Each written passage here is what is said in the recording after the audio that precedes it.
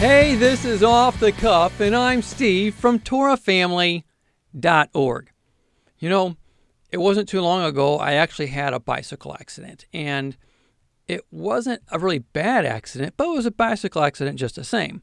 I had done a small jump and, well, didn't land very good at all. Actually, didn't land at all, at least not in the right way, and landed down hard on my knee. But you kind of shook it off, brushed it off, and kept riding for another 20, 25 minutes. And I felt it. I knew something was wrong, but didn't really think much about it. Tried to, be a man and brush it off, right? So then we put the bike up, started riding home, 20-minute ride home, and still nothing massively wrong with the knee. Again, I could feel it, but it just wasn't, that bad. After getting home, put the bikes up and, got it all cleaned up and stuff, and after getting out of the shower, you know what? I'm feeling the knee still just a little bit. Look down at it. And I mean, you can see just a little bit of swelling. Nothing. I mean, you had to really look hard. You really did. And I felt it. But again, there wasn't nothing that much. I'm walking around on it fine, everything. Well, I see some Epsom salt sitting on our bathroom counter. I thought, well, you know what? I'll just go ahead and soak in a hot tub, and then I'll kind of massage it out and work it out. Be good, right? So I do. I get in there. Half hour in the hot tub, or in a hot bath, and I get out, and I'm talking not 10 minutes later, my knee is swollen to the size of a softball. Couldn't move it. It was hurting, something crazy, throbbing, you name it. It was just, I'm going, what in the world is going on? It wasn't that bad of an accident. I was walking, I was talking, all this stuff, everything was fine. And then this happened. I just couldn't believe that this had happened, all because of taking a hot bath. Now, first person's going to say, well, you're supposed to put ice on everything when you first get hurt. I know that. I do. But it wasn't like a bad injury. If it was swollen real bad, of course you would know what to do. But it wasn't doing that. And so I thought a hot thing would massage it out, whatever. Well, obviously, I was wrong. And as I'm going through thinking about it, I'm going, I was doing just fine until I took this hot bath. And, it's really frustrating when you do something wrong and you hurt yourself worse than what it had been. And it's very frustrating, too. I mean, we take things for granted. We don't realize how much we take things for granted until we lose something or can't do something that we're used to doing all the time, because we take it for granted. I mean, have you ever tried putting your shoe on without bending your knee? It's so hard. I'll tell you right now. At least it's hard for me to try to put your shoe on without bending your knee at all, because the knee won't bend. Okay, it's when it's swollen so hard, it just won't bend, and it's very difficult to put your shoe on.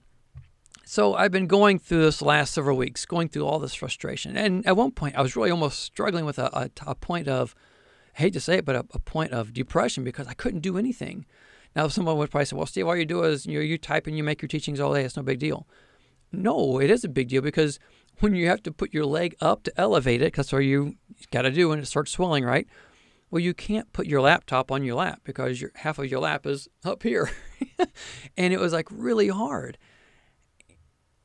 And in this, it's just difficult. I've realized how difficult it can be when you don't have the ability to do what you're used to doing. And several weeks have gone by, and it was just this past week.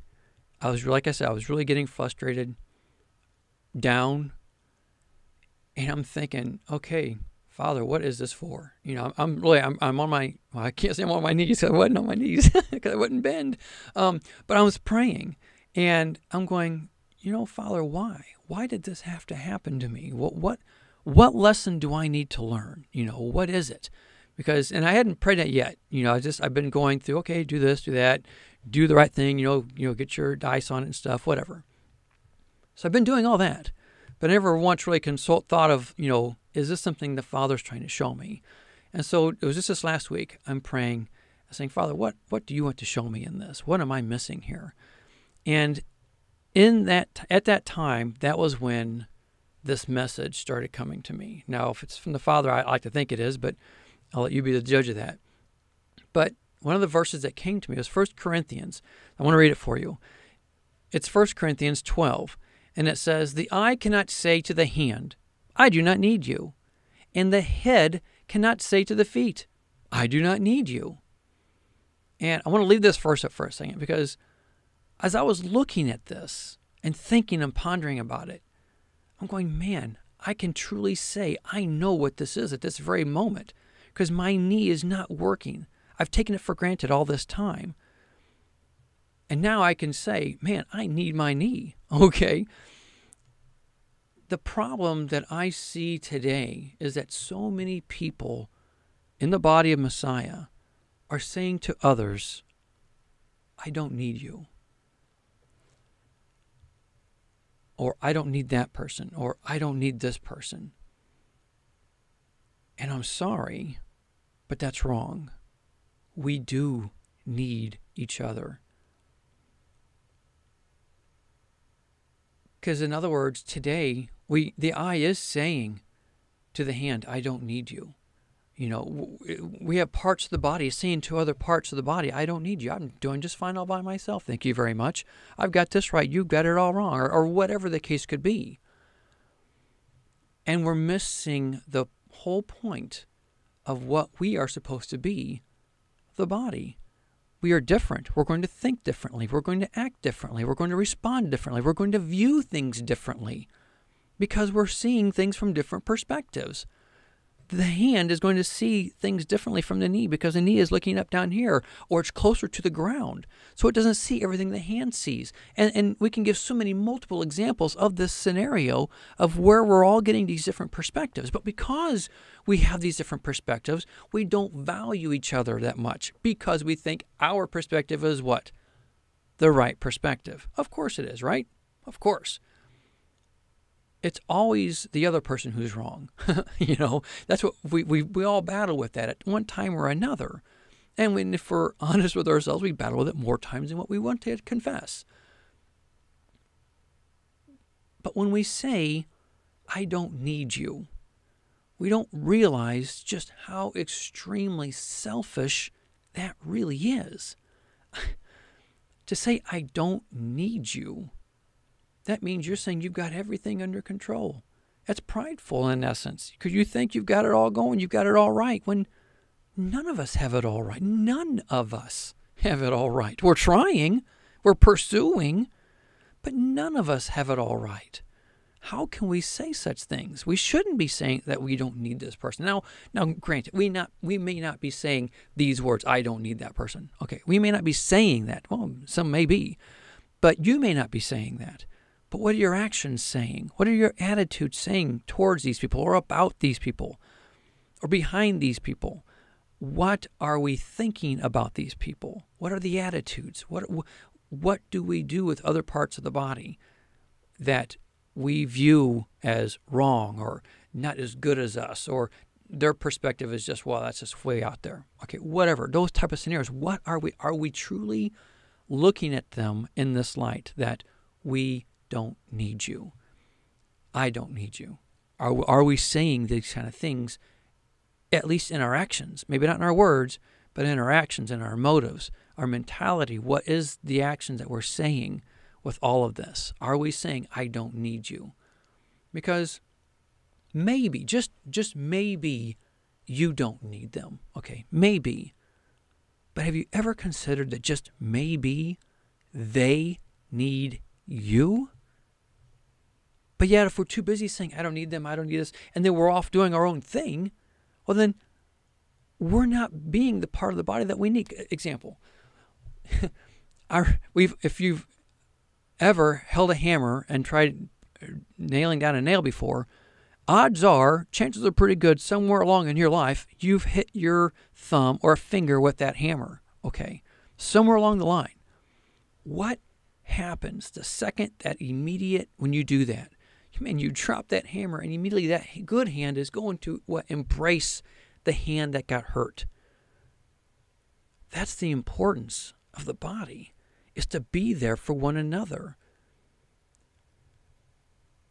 Are we doing that? Or are we too busy thinking of ourselves and doing what we want to do, thinking what we want to think, not realizing that just maybe those people do need us? Okay, and let's just say you're 100% right on everything you believe. Everything. Okay. Then how much more does the body need you? If you're 100% right on everything and we're all wrong, and you're treating us like, well, I don't need you. Well, yeah, you're right. You probably don't need us. But in a sense, as the body, we all need one another. And how much more we need you if you are 100% correct. How are we doing this? We need to treat one another with value, even if you view things so totally different. I mean, desperately different. We need one another. I want to read another verse for you. It's in 2 Timothy. It reads, 2 Timothy 2:22. It says, "Flee the evil desires of youth and pursue righteousness, faith, love, and peace, along with those who call on the Lord out of a pure heart." Now, we've all read that. Okay, flee the youthful desires and all this kind of stuff. We've heard that before. But let's look at the next part. Verse 23, it says, "Don't have anything to do with foolish and stupid arguments, because you know they produce quarrels." That right there is a sermon in itself. Multiple sermons. Don't have anything to do with foolish and stupid arguments, because you know they produce quarrels. Now, verse 24. "And the Lord's servant must not quarrel." Are you reading this with me? Are you seeing what I'm seeing? The Lord's servant must not quarrel. Now, get what it says next. "Instead, he must be kind to everyone." Did you get that? Everyone. Not just believers, not just this group or that group. Everyone. Be kind to everyone. Able to teach, not resentful. Listen to what I just said. Able to teach, not resentful. That means if they disagree with you, don't be resentful towards them. Be able to teach. And let's just say you say, "Steve, I've tried teaching these people over and over again. They're just not getting what I'm saying." Okay, fine. But don't be resentful. And be ready there for them. If they come back to you and say, "What is that one thing you said? I'm kind of curious about this." Oh, but now if you don't treat them right the first time, do you think they're going to want to come back to you to learn what you have, that truth of that one nugget that you've got? Or in your case, maybe you've got them all. Okay? The whole point is, if you treat them wrong, they're not going to want to come back to you. They're going to go somewhere else who may have the same view of you. But you lost the opportunity to reach out to them and share with them the truth that the Father has given you. What's your attitude and how you present to them? Is your attitude you don't need them? Well, if that's your attitude, they're going to pick it up. They're going to pick it up. We need one another. Let's continue with the verse. Verse 25. "Those who oppose him, he must gently instruct, in the hope that God will grant them repentance, leading them to a knowledge of the truth." Now look at this again. Those who oppose him, he must gently instruct, not yell, not feverishly or passionately oppose them because they differ with you. No, gently instruct. They may not get it in that first setting or the second setting or the third or fourth or fifth or sixth or seventh, and who knows how many settings you may have to sit with them. But if you come to them in a kind and a gentle way, they will come back and say, "Hey, can you show me this one thing?" It's in the book of Romans. I forgot where it's at right now. But it says it's his kindness that leads us to repentance. It's his kindness that leads us to repentance, not this or that no, his kindness. He keeps wooing us to him. That's how we should be when talking to others and viewing different perspectives. Your perspective may be 100% correct, but if you're not presenting it in a gentle, kind way, you're not exemplifying what the Father does for us. Does that make sense? Because if he's being gentle to us, patient with us, how much more should we be doing the exact same thing of what he has done for us to bring us where we're at today, that we should be doing the same for others. And in that case, just by chance, if you may have one or two things wrong, that other person may be able to grant you another perspective on one point or another to say, well, what about this on that? And you might be able to say, oh, well, I never thought of that. But if you're pushing them away, you will never get their view on something that just may be right, maybe just one small thing. And that one small thing can unlock a whole lot more for you. Think of it this way. When we walk into a door, if that door is locked, okay, what do you need? You need a key. Well, look, compare the size of that key to the size of a door, okay? It's one little bitty thing that can unlock so many more things. We've all got little bitty pieces of things here and there that if we would all just go, oh, let me try your key. And then it opens it up and we see so much more. But until we're open and willing to receive one another in love and gentleness and teaching one another, how much are we keeping ourselves closed into these little rooms, our own little mindsets? We're hurting ourselves. Folks, we need one another. Even if we disagree on this or that, we can still learn from one another. There's so much that we can do. Let me finish the verses out. I think I'm at verse 26 now. Verse 26, yeah. It says, and they will come to their senses and escape from the trap of the devil, who has taken them captive to do his will. Now, this is an extreme perspective because I don't think everybody is doing the will of the enemy. Okay, now let it be said that the enemy can use believers for him. Okay, let's not be so silly to believe that he couldn't and that we couldn't be used. Okay, we always want to think that someone else is being used by the enemy. No, we can all be falling into that. Okay, the point is we need to be walking in gentleness. And let me say this. If you're not walking in gentleness and kindness, then you could be the one who's being used by the enemy to separate the body because of your actions and your attitudes. So we need to be cautious with that, folks. There's so much that we just need to learn and grow in together. But until we can treat one another with kindness and gentleness in trying to teach our perspective, we're hurting ourselves, folks. We're hurting ourselves too much. And when it comes right down to it, we truly need one another. No matter how much smarter you may think you are, and you may be, you may have it all down. And I'll be the first to say that, though many review me as a teacher, and I understand that, and I'll be held more accountable because of that. But I also know that I'm a student more than a teacher, in my opinion. Okay, I'm still learning. We're all learning and growing. We need one another. No one has it all. And you've all heard me say it before, and I'll say it again. We've all got something right. We've all got something wrong. And we need one another to come together. But the problem that I see is when I see people say, well, I don't need you, or I don't need them, it reminds me a lot of what we read of the church in Revelation chapter 3. Let me read it for you. Revelation 3:17. You will say, I am rich. I have acquired wealth and do not need a thing. But you do not realize that you are wretched, pitiful, poor, blind, and naked. Now, this is talking about the church of Laodicea. And when we look at this, it's saying that they've got everything they need, right? They've got it all. They don't need anything. Now, the word for thing here in the Greek can also mean someone as well as something. Now, think about that. Because it can mean someone instead of just something. An example of that is found in Mark 16:8, where we see it's translated as anyone, and also in Luke 9:36. It's also translated as someone, if you will, and not just a thing. So this at least let us see that from these two examples, that the verse here in Revelation 3 can be saying, I don't need anyone either.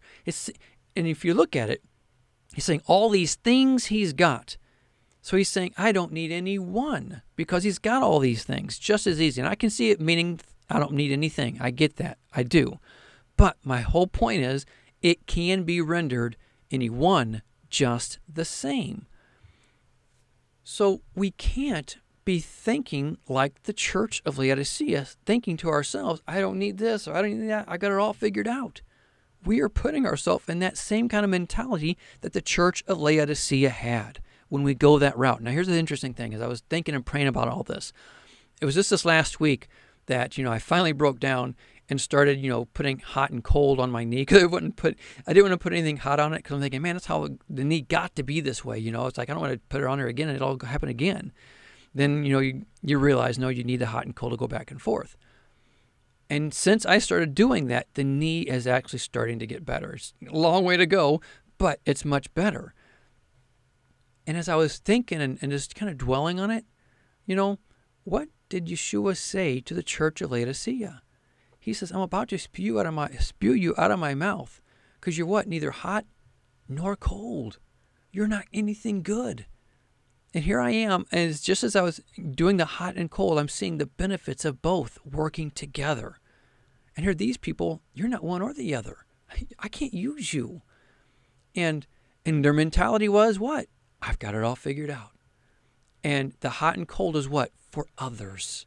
For others. When I put that hot and cold on me, it started to bring healing to me. How much more we need one another. Maybe this person's the hot, this person's the cold, and we work together in healing, bringing healing to the body. Folks, this is what we need. We need one another today more than ever. Today more than ever do we need one another. In all of this, I just want to bring out, I want us all to seriously pray and ask yourself, what's my view towards other people? Is my view that I'm right, so therefore I'm going to avoid these people? Is it that, you've got it all figured out, so therefore you don't need them and you don't want to be around them? I get that. I'm not saying that we have to be best friends with people who we disagree with. I'm not saying that. And I'm not saying we should be in fellowship with these people all the time either.